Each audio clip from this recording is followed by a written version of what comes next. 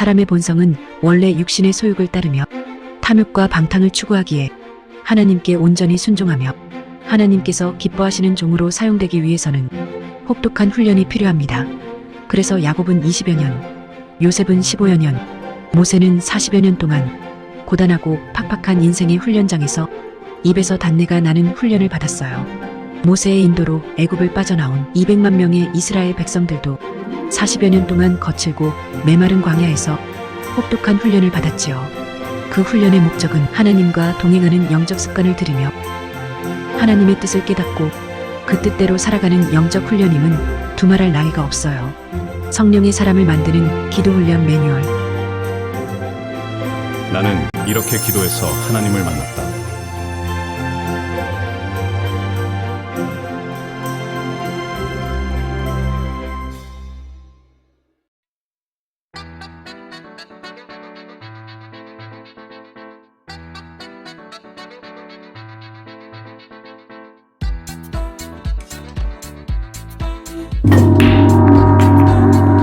다 준비됐어요, 세팅? 예, 됐습니다. 시작하면 돼? 예, 됐습니다. 네? 네!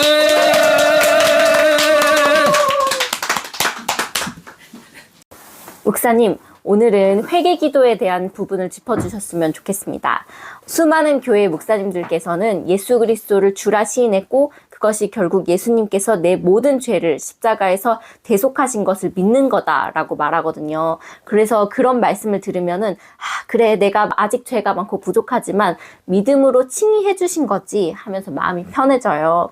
그런데 말씀에 보면 예수님께서 십자가에 돌아가시기 전이나 후나 세례 요한이나 제자들도 그렇고요. 그리고 요한계시록의 7개 교회들에도 회개를 촉구하는 말씀이 많거든요. 그래서 목사님이 하신 말씀과 성경 말씀이 충돌되는 걸로 혼동이 오는데요.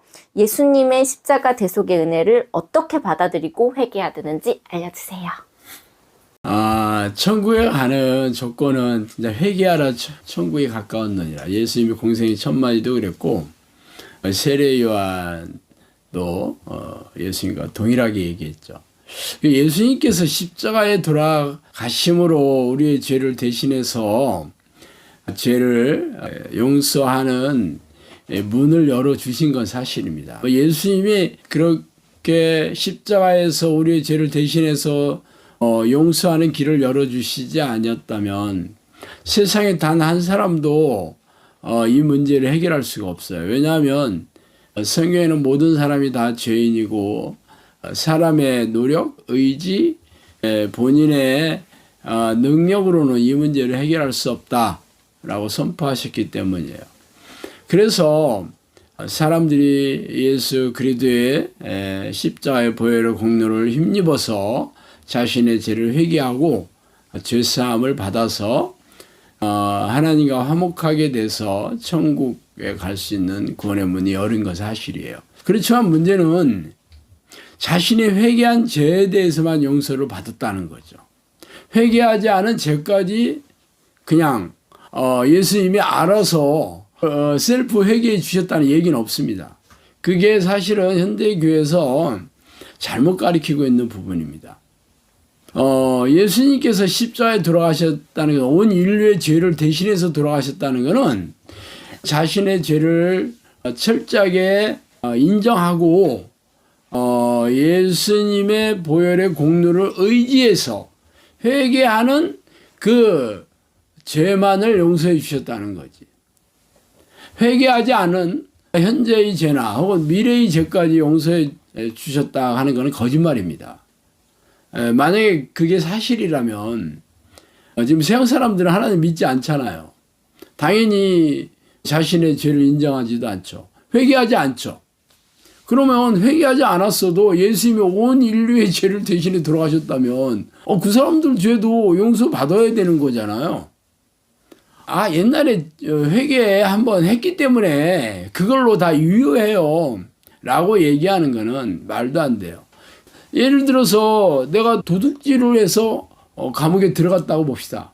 그러면 형을 살고 나오면 그 죄값을 지불한 거니까 더 이상 그 죄에 대해서는 해결된 거잖아요. 그렇지만 나와서 또 도둑질을 또 했다. 그러면 이거는 다 용서가 해결이 된 거야 라고 얘기한다면 얼마나 웃기겠어요. 아무도 미쳤다고 그러지. 자신의 회개한 죄만을 용서받는 겁니다. 그렇기 때문에 현대교회에서 예수님이 십자에서 온 인류의 죄를 대신해서 돌아가셨다는 것은 그 죄를 깨닫고 철저하게 회개한 그 죄에 대해서만 용서를 받은 겁니다. 그렇지 않고 내가 회개하지 않은 죄까지 다 용서를 받았다 그러면 예수님께서 말씀하신 대로 초대교회 7개 중에 5개의 교회에게 회개해서 죄에서 돌이키지 않으면 너를 버리겠다 라고 얘기했을 턱이 없고, 또 사도 바울은 여러 곳에서 그 약속이 남아있을지라도 자신의 죄와 싸워서 늘 회개를 해서 용서를 받든지 싸워 이겨야 된다는 투로 얘기를 할 리가 없겠죠. 사실 이 문제는 현대교회에서 많이 성경 말씀을 왜곡시키고 사람들이 듣기 좋아하는 말로 바꿨기 때문이지, 사실은 그래서 많은 사람들이 죄를 좀 짓는다고 구원이 취소되거나 빼앗기지 않는다라고 그렇게 가르치고 있는데 절대 그렇지 않습니다. 천국은 좁은 문이고 들어가려고 애쓰는 자들도 들어가지 못하는 자들이 많다고 했을 때 그 얘기를 듣고 있는 제자들이 예수님이 우리와 같이 교제도 하고 또 가르치기도 하지 않았냐 이렇게 했을 때 예수님께서 내가 너를 모른다, 이 불법을 행하는 자들아 떠나가라 그랬어요. 또 다른 쪽에서는 주의 주의 하는 자가 천국에 들어갈 것이 아니요 하나님 뜻대로 행하는 자라에 들어간다 하니까 또 거기서 제자들이 내가 선지자 노릇도 하고 귀신도 쫓아내고 능력도 행했다라고 얘기합니다. 그런데도 예수님이 그들에게 내가 너를 모른다, 이 불법을 행하는 자들아 떠나가라 그랬어요. 그러면 이 사람들이 한때는 예수님의 제자였었고 예수님과 친근하게 지냈으며 심지어는 예수님께서 능력을 받아서 귀신도 쫓아내고 성령의 능력으로 선한 일 사역도 했다고 볼 수 있습니다. 그렇다면 이 사람들이 그 전에 당연히 신앙 고백도 했었고 또 이 사람들이 자신의 죄를 당연히 용서를 받았으니까 예수님의 제자가 됐겠죠. 그러면 예수님이 왜 그들을 불법을 행하는 자들이라고 모른다고 얘기했을까요? 그것은 또다시 죄를 짓고 회개하지 않았기 때문이잖아요. 이것은 성경에 명백하게 나와 있는데도 불구하고 현대교회에서 그렇게 가르친다는 것은 성경을 잘못되게 해석해서 많은 이들을 자신의 죄를 보지 못하게 하고 회개하지 못해서 지옥으로 던져넣게 하는 참 악한 가르침이 아닐 수 없습니다.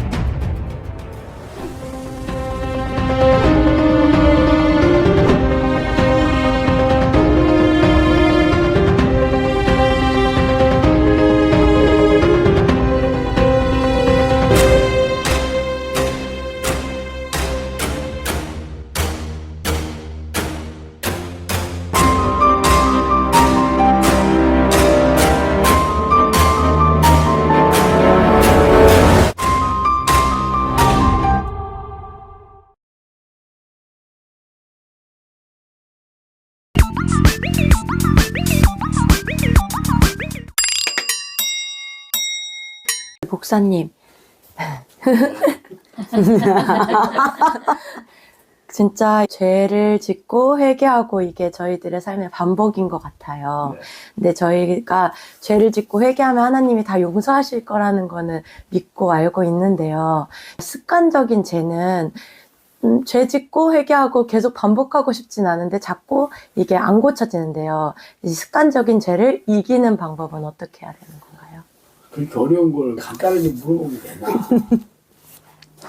사실 이 문제는 뭐 모든 크리스천들의 딜레마이기도 하고 뭐 저도 이 문제를 가지고 많이 고민하고 있기도 합니다. 여기에 대해서 성령님께서 얘기해 주신 것은 사람들이 끊임없이 짓는 죄를 다룰 수 없다라고 하시면서 지혜와 명철을 구하라 그랬습니다. 그러니까 지혜와 명철이라는 게 이것은 하나님이 주시는 능력이에요. 우리가 죄를 습관적으로 짓는 이유는 첫 번째 그 죄가 그 상황이 되면 죄라는 게 인지가 안 되는 거예요. 물론 나중에 지나가면 내가 왜 그랬을까 하고 후회하고 회개하고 또 용서도 받겠지만 또 시간이 지나가서 그 상황이 되면 이게 죄라는 게 생각이 안 나고 나에게 잘못한 그 사람이나 아니면 그 환경 이런 것만 보이기 때문에 또 죄를 짓는 거죠. 결국은 이게 죄인 것을 깨닫게 돼야 되는데 깨닫게 해주시는 분이 사실은 성령님이시거든요. 그래서 성령님께서 이 하나님의 말씀 혹은 예수의 말씀, 이 성경 말씀을 이게 죄라고 하는 것을 늘 잊지 않게 해주신단 말이에요. 그러니까 성령께서 나와 늘 이렇게 친밀한 교제를 나누고 내가 늘 습관적으로 짓는 죄 혹은 어찌할 수 없는 죄라도 내가 이 죄를 미워하고 이 죄에서 늘 고민하고 있는 사람이라면 성령님께 지혜를 구하고 성령님께 명철을 구해서 이 죄를 미워하는 마음을 주시고 이 죄와 싸울 수 있는 힘을 달라고 해야 되겠죠. 그래서 그 상황이 되면 예전에는 죄라고 생각 안 났던 것들도 이게 죄라는 게 생각이 난다면 예전처럼 똑같이 행동을 하지 않죠. 그때는 죄와 싸우게 되고 설령 넘어졌다 할지라도 옛날처럼 아주 심각하게 무너지지는 않죠.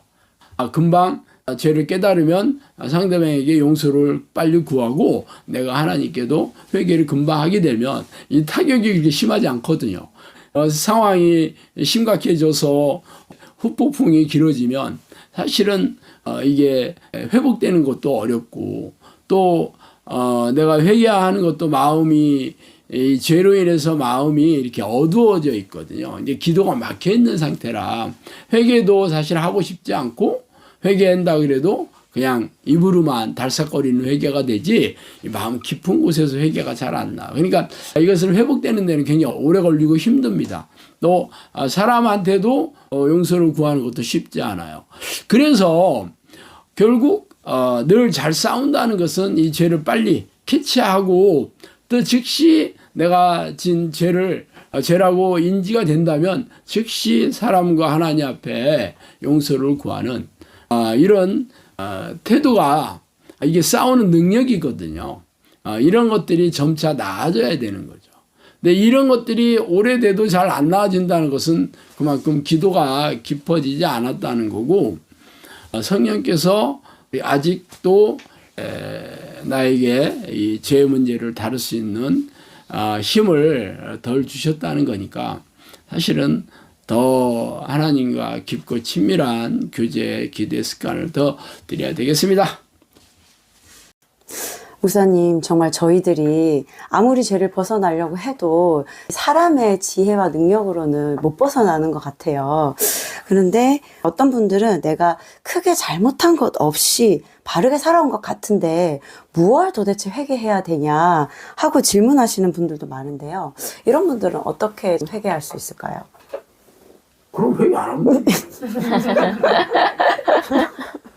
많은 사람들이 본인이 알고 있는 죄, 예를 들어서 내가 뭐 도둑질하지도 않고 사람을 패지도 않았고 간음을 하지도 않았다 그러면 죄 있다고 생각 안 하잖아요.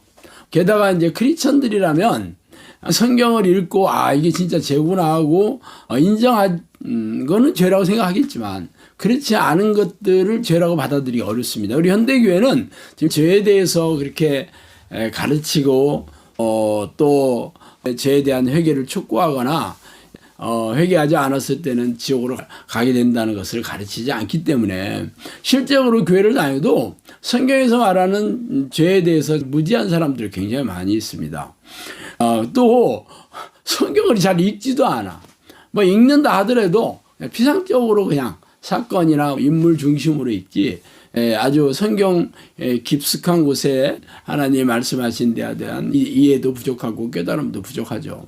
실적으로 성경에서 얘기하는 죄는 하나님의 뜻에 불순종한 모든 것들이 죄고 하나님의 성품대로 살지 않는 것 전부 죄입니다.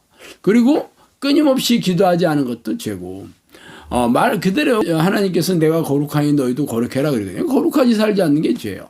내가 온전하니 너희도 온전하게 살아. 온전하지 않은 게 죄예요. 완벽하게 살지 않는 게 죄예요. 또 쉬지 말고 기도해라. 그럼 쉬지 않고 기도 안 하는 것들이 전부 죄잖아요.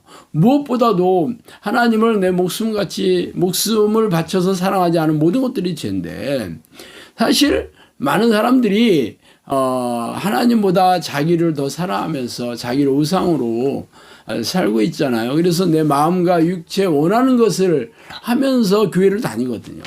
이런 것들이 사실은 다 죄인데도 죄인지 깨닫지를 못하죠. 그래서 죄인지 깨달으려면 성경 말씀을 통해서 알아야 되는 거고 또 성경을 읽어도 잘 이해가 안 간다 하는 거는 성령이 주시는 깨달음이 없기 때문에 그래요. 그래서 성령과 깊고 친밀하게 교제를 하면서 성경을 읽는다면 기름 부음이 임하시면 아무도 가르칠 필요가 없다 그러잖아요.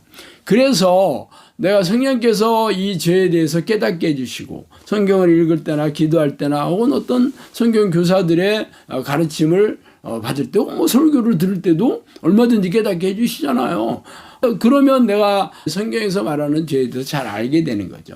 많은 사람들이 내가 크게 죄도 없고 회개할 것도 별로 생각나지 않는다는 사람들은 대부분 기도하지 않은 사람이고 성경을 날마다 읽지 않은 사람이고 성경 말씀에 대해서 잘 모르는 사람들이 그런 얘기를 하지 말씀을 잘 아는 사람들이라면 할 말이 없어요. 내가 도대체 할 수 있는 게 없네 이렇게 나오는 거죠. 결국은 죄에 대한 무지에서 죄가 없다고 하는 거지 회개할 게 없다고 하는 거지 진짜 죄가 없어서 회개할 게 없어서 그렇게 얘기할 수 없죠. 공부 안 하는 애들은 선생님이 질문하라 해도 뭘 알아야 질문을 하지 그렇다고 해서 잘 알아서 질문 안 하는 건 아니잖아요. 질문할 것이 뭔지도 몰라. 그거하고 똑같다고 보시면 됩니다.